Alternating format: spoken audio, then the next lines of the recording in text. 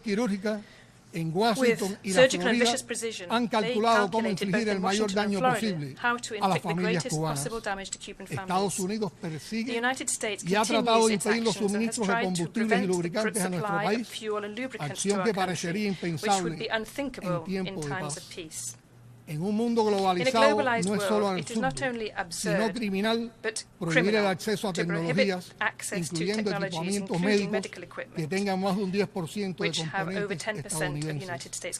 Es vergonzosa su actuación their action against medical cooperation provided by Cuba to numerous nations. It even goes so far as to openly threaten sovereign governments for requesting this contribution and meeting the needs for public health amongst their populations. The United States is depriving its citizens of the right to travel to Cuba, defying its own constitution. The intensification of the blockade has an impact on migratory flows in our country over the last few years, which means a painful cost to Cuban families and has demographic and economic consequences of an adverse nature for the nation. The government of the United States lies and causes great harm to international efforts to combat terrorism when it accuses Cuba in an utterly baseless way of being a sponsor of this scourge. Under the shield of this arbitrary and fraudulent accusation, they extort hundreds of banking and financial entities throughout the world and force them to choose between continuing their relations with the United States or maintaining their links with Cuba. Our country is truly under siege. It's suffering from a cruel, silent, extraterritorial economic war. This is accompanied by a powerful political machinery for destabilization, with vast funds approved by the United States Congress, with the aim of capitalizing on the shortfalls caused by the blockade and undermining the constitutional order of the country and its people's serenity. Despite the hostility of its government, we will continue to build bridges with the people of the United States, as we do with all peoples of the world. We will strengthen still further the links with Cuban immigrants in any part of the world. President, promoting and protecting human rights is a shared ideal which requires a genuine spirit of respect and constructive dialogue between states. Regrettably, 75 years since the adoption of the Universal Declaration of Human Rights, reality is very different from this. This has become a political weapon for powerful nations who seek to force their geopolitical designs upon independent nations, mainly those from the South. No country is immune from challenges, and none has the authority to consider itself an example in terms of human rights and to stigmatize other models, cultures, or sovereign states. We defend dialogue and cooperation as effective ways to promote and protect human rights without any politicization or selectivity, without applying double standards, conditions, or pressure. In this spirit, Cuba has presented its candidature to the Human Rights Council for 2024 to 2026 in the elections which will take place on the 10th of October. We are grateful in advance for the trust of those countries which have already provided their valuable support. If we are elected, the voice of Cuba will continue to stand up for a universal vision, as seen from the South, of the legitimate interests of developing countries, including constructive commitment and the unavoidable responsibility to the full achievement of all human rights for all. Cuba will continue to bolster its democracy and its socialist model, which, although it is buffeted, has shown what a developing country can do, even if it is small in size and with scant natural resources. We will continue our transformative efforts to seek exits from the siege which is imposed upon us by the United States imperialism and ways to achieve the prosperity with social justice that our people deserve. In this endeavor, we will never renounce the right to defend ourselves.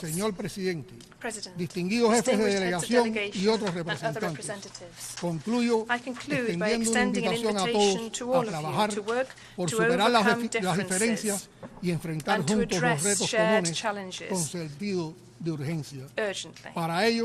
To do this, the United Nations and this General Assembly, including with all their limitations, are the most powerful instrument that we have. You can always count upon Cuba to defend multilateralism and together to promote peace and sustainable development for all.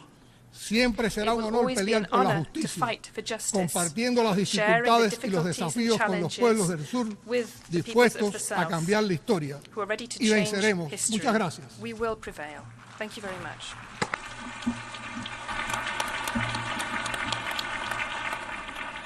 On behalf of the Assembly, I wish to thank the President of the Republic of Cuba for the statement just made, and I request protocol to escort His Excellency.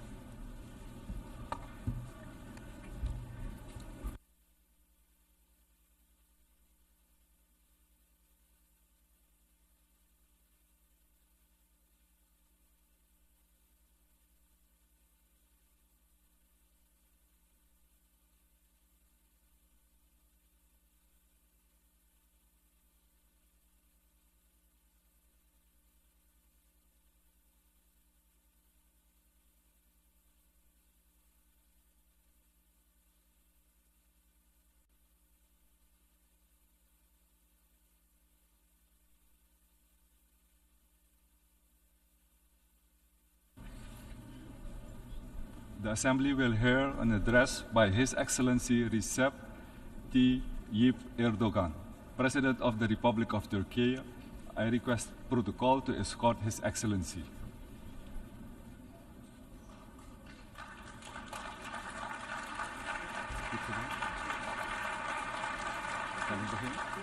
On behalf of the General Assembly, I have the honor to welcome His Excellency Recep Tayyip Erdogan, President of the Republic of Turkey, and to invite him to address the Assembly.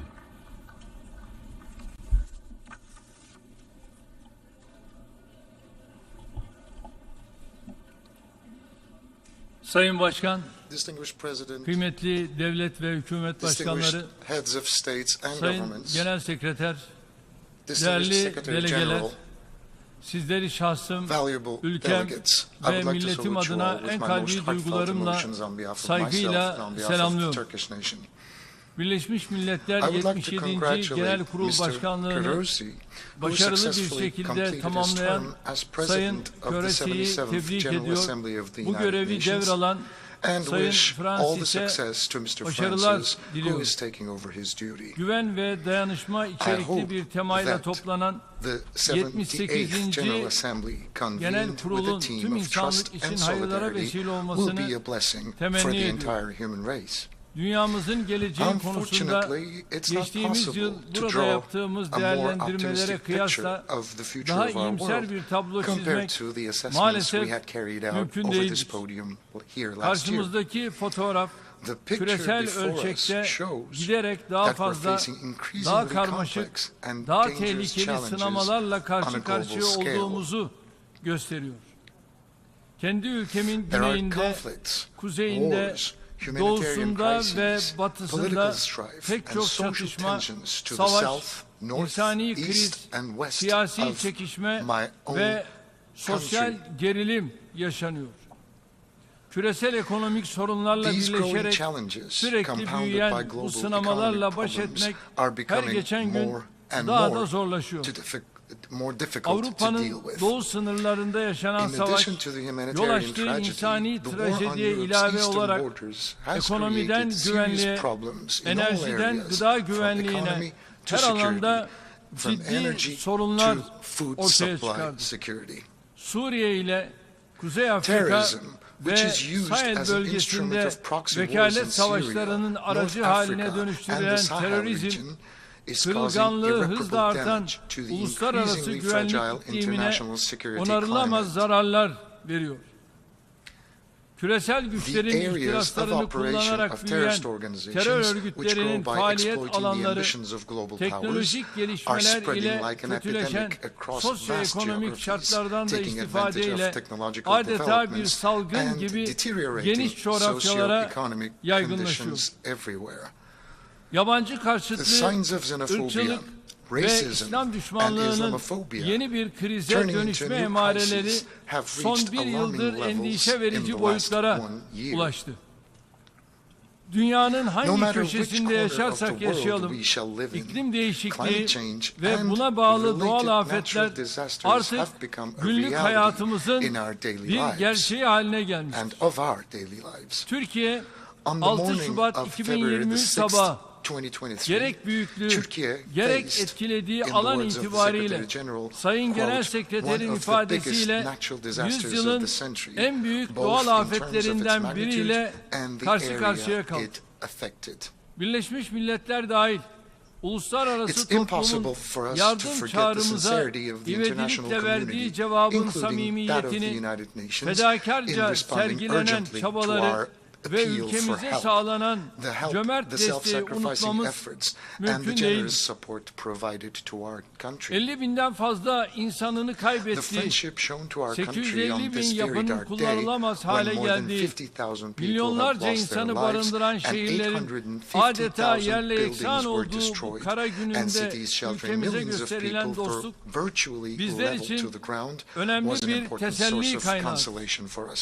Dünyanın yüzü aşkın ülkesinden yardım çağrımıza destek veren tüm dostlarımıza ülkem ve milletim adına teşekkür ediyorum.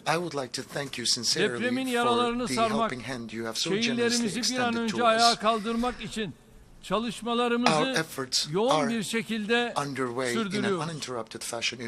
Birkaç gün önce de güçlü tarihi bağlarımızın bulunduğu Libya, fırtına ve selin yol açtığı ağır yıkımlara ve can kayıplarına maruz kaldı. Felaketin ardından Türkiye olarak 10 bini aşkın insanın hayatını kaybettiği, binlerce kişiden hala haber alınamadığı Libya'ya yardım için hemen harekete geçtik. İlk etapta 3 gemi ve 3 uçakla 567 personelin yanı sıra yüzlerce araçtan binlerce ton iaşe, barınma ve sıhhi malzemeden oluşan yardımları bu ülkeye gönderdik. Sivil toplum kuruluşlarımız da kendi imkanlarıyla bölgedeki çalışmalara katılıyor. Dünyanın neresinde bir mağdur, mazlum varsa yanında yer alan bir ülke olarak Libyalı kardeşlerimizi de yalnız bırakmadık, bırakmayacağız. Dost ve kardeş ülkelerinde Libya halkına yardım için seferber olacağına inanıyorum. Ülkemiz gibi şiddetli bir depremle sarsılan Faslı kardeşlerimize de geçmiş olsun dileklerimi buradan iletiyorum. Kıymetli delegeler, Genel Kurul'un bu yılki temasının Türkiye'nin hedefleriyle birebir örtüştüğünü görmekten memnuniyet duyuyoruz. Cumhuriyetimizin 100. yılında hayata geçirmeye başladığımız Türkiye 100 yılı vizyonumuz bu örtüşmenin en somut ifadesidir. Küresel adaletsizlikleri ortadan kaldıran, ekonomik eşitsizliklerin üzerine giden, barış, güvenlik, istikrar ve refah üreten, etkili, kapsayıcı ve insanlığı kucaklayıcı, velhasıl tüm insanlığın hayrına bir uluslararası sistemin tesisi çağrımız giderek daha çok yankı buluyor. Genel Sekreter Sayın Guterres'in geçtiğimiz günlerde yaptığı İkinci Dünya Savaşı sonrası kurulan kurumların bugünün dünyasını yansıtmadığı tespitine biz de katılıyoruz. Bu tespit bizim dünya 5'ten büyüktür çağrımızı ifade ediyor. Güvenlik Konseyi artık dünya güvenliğinin teminatı olmaktan çıkmış 5 ülkenin siyasi stratejilerinin çarpışma alanı haline gelmiştir. Kıbrıs'ta yaşanan son hadiseleri bu içi boşalmış adalet ve güven telkin etmeyen kurumsal yapının bir tezahürü olarak değerlendiriyor. Barış ve istikrarın güçlendirilmesine yönelik sayısız inisiyatife öncülük etmiş bir ülke olarak Sayın Guterres'in barış için yeni gündem oluşturulması çağrısına önem veriyoruz. With this understanding, since the beginning of the Russian-Ukrainian war, we have been endeavoring to keep both our Russian and Ukrainian friends around the table with a thesis that war will have no winners and peace will have no losers. We will step up our efforts to end the war through diplomacy and dialogue on the basis of Ukraine's independence and territorial integrity. With the Black Sea Initiative, which we have launched together with the United Nations, we have prevented the threat of a global hunger crisis by ensuring the delivery of 33 million tons of grain through the Black Sea to the global markets.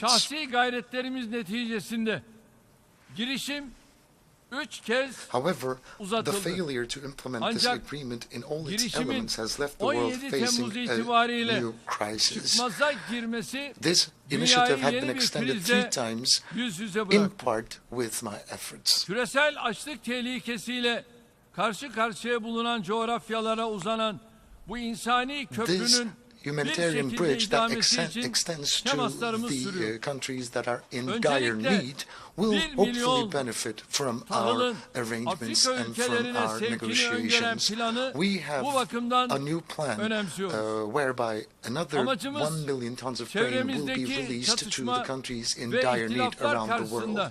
Our aim is to make the greatest possible contribution to the world peace and prosperity in the face of the conflicts around us. The humanitarian tragedy in Syria is now marking its 13th year, and it's worsening the living conditions of everyone in the region, regardless of their origin and their faith. We are the only country to take a principled, constructive and a fair stance against developments that threaten Syria's political unity, social integrity and economic well-being. It's becoming increasingly important to end the crisis in the south with a comprehensive, lasting and a sustainable solution which meets the legitimate expectations of the people.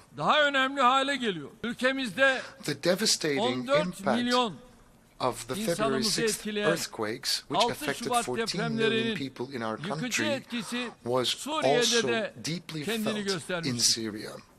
Especially in northwestern Syria, the already troubled humanitarian situation has only worsened. It's unfortunate that the United Nations cross-border humanitarian aid operations in the region was interrupted at such a time. As Turkey, we will not leave more than 4 million people struggling to survive in the north of Syria to their fate and demise.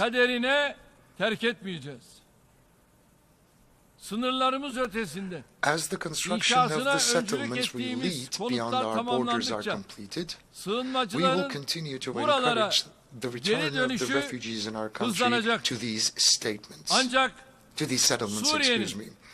However, the biggest threat to Syria's territorial integrity and political unity is the support given to terrorist organizations guided by the powers that have designs on this country. The Syrian people are overwhelmed by the PKK-PYD terrorist organizations and the radical groups organized on the basis of sectarian divisions, and on the other hand, different groups have reached the point where it is no longer unbearable for the people. As a matter of fact, various consequences of this have started to emerge recently.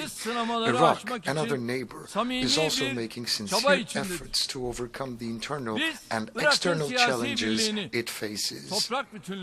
We act with an understanding that strengthens Iraq's political unity, territorial integrity, and reconstruction efforts, and we do not discriminate between the constituent elements of the country.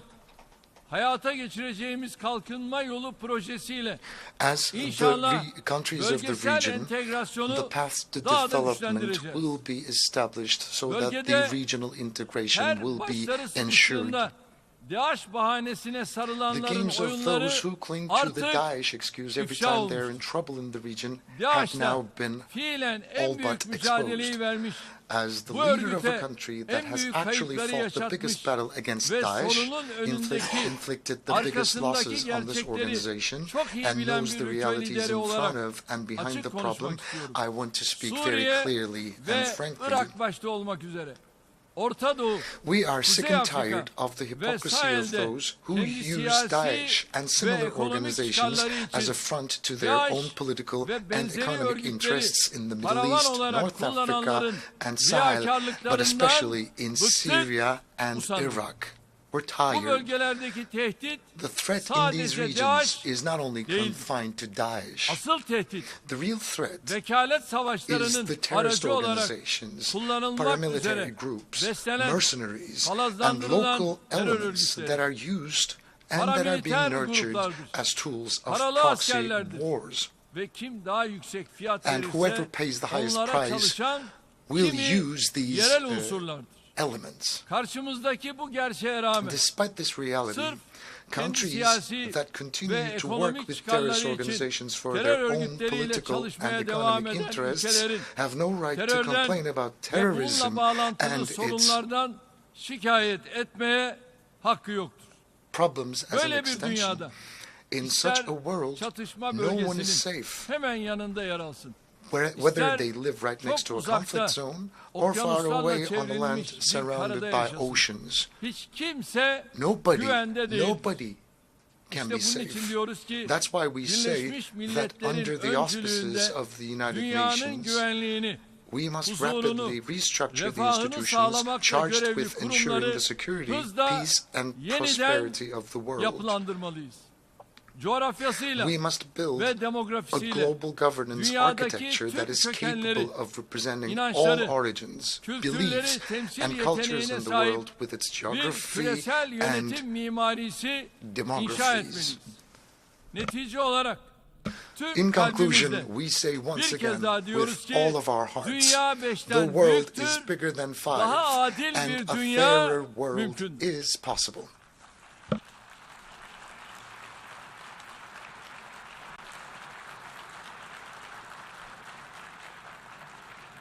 Kıymetli delegeler, şimdi de kendi bölgemizden başlayarak çeşitli sorun alanlarına ilişkin ülkemin yaklaşımlarını sizlerle kısaca paylaşmak istiyorum. Doğu Akdeniz'in barış, refah ve istikrarın egemen olduğu coğrafyaya dönüşebilmesi ancak tüm tarafların hak ve hukukuna saygı gösterilmesiyle mümkün. Bizim kimsenin hakkında gözümüz yok.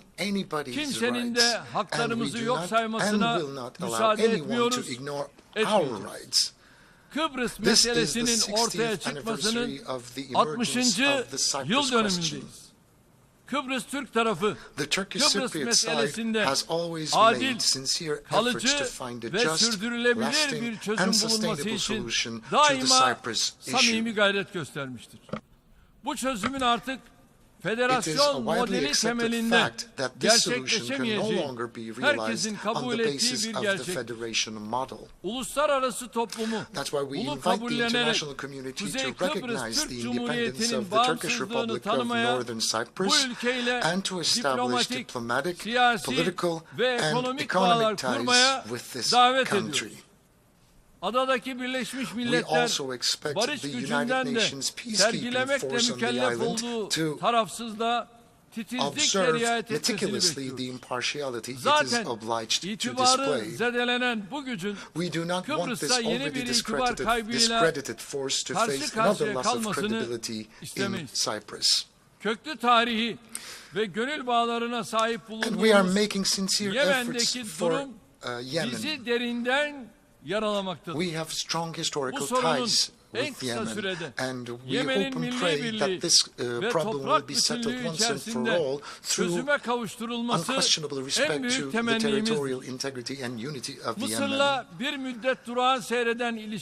Our relations with Egypt used to be a little stagnant for a while, but we have recently entered an era where the relations are developing quite expeditiously, and our relations are growing on the basis of mutual interests and benefits. It's very important to mention also that in order for peace to reign in the Middle East, the Palestinian-Israeli conflict should be brought to an eventual solution. We will continue to support the Palestinian people and state in their struggle for their legitimate rights under international law. Bir kez daha tekrarlayacak olursak, If I need to repeat once again, 1967 sınırları temelinde bağımsız ve coğrafi bütünlüğü haiz bir Filistin devleti hayata geçirilmeden İsrail'in de aradığı huzuru ve güveni bulabilmesi zordur. Bu çerçevede Kudüs'ün özellikle de Harem-i Şerif'in tarihi konumuna saygı gösterilmesinin takipçisi olmaya devam edeceğiz. Balkanlarla kökleri tarihe dayanan güçlü siyasi, ekonomik ve insani bağlarımız Avrupa'nın bu kritik bölgesinde istikrarın sağlanması, anlaşmazlıkların diyalog yoluyla çözülmesi için ikili, bölgesel ve uluslararası platformlarda yoğun çaba gösteriyoruz. Son dönemde gerginleşen Kosova ve Sırbistan arasındaki ilişkilerin normalleşmesi için yürütülen süreçleri aktif şekilde destekliyoruz. Bölgesel ve küresel sınamaların The increasingly complex nature of regional and global challenges points to the need for Turkey and European Union relations to move forward on a healthy basis more than ever before. We expect the European Union to quickly start fulfilling its long neglected obligations towards our country. Özellikle Türkiye'ye yönelik sergilenen ikircikli tavırların artık bir son bulması gerekiyor.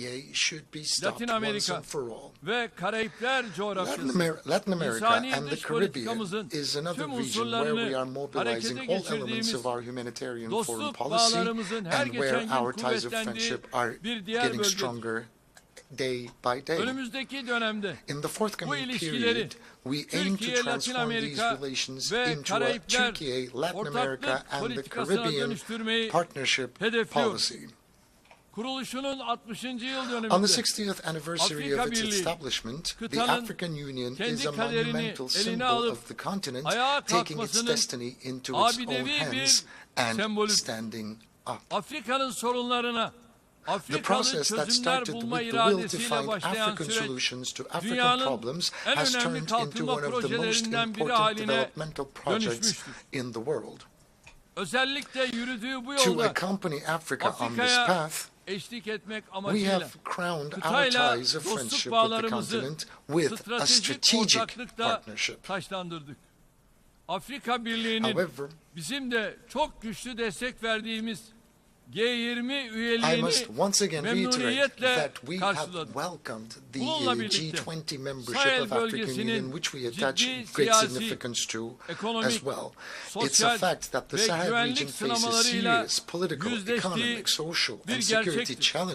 Son dönemde sıkıntılı günler yaşayan Nijer'in en kısa zamanda anayasal düzene, demokratik bir yönetime kavuşmasını ümit ediyoruz. Nijer'e yapılacak herhangi bir askeri müdahalenin bu ülkeyle birlikte bölgenin tamamını daha derin bir istikrarsızlığa sürükleme riski vardır.